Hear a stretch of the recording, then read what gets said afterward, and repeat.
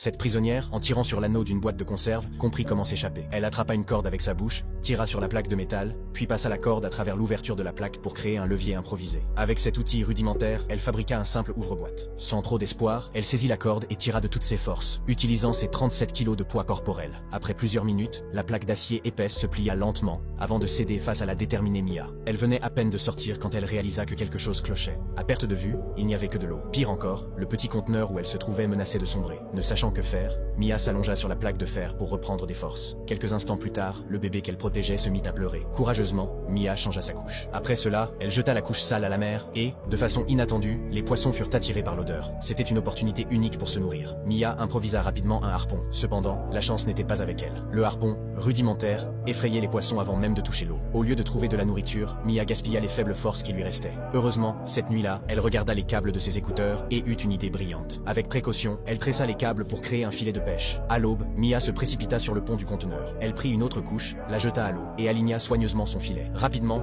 les poissons furent de nouveau attirés par l'odeur, mais cette fois, ils n'eurent pas de chance. Mia referma rapidement son filet et attrapa un poisson. Malgré son odeur peu appétissante, Mia le mangea cru. À partir de ce moment, sa vie s'améliora légèrement, car elle parvint à stocker quelques poissons. Cependant, le niveau de l'eau continuait de monter. Bien qu'elle ait écrit de nombreuses lettres de détresse, qu'elle lançait dans des bouteilles à la mer, elle savait que ses chances d'être secourue restaient minces.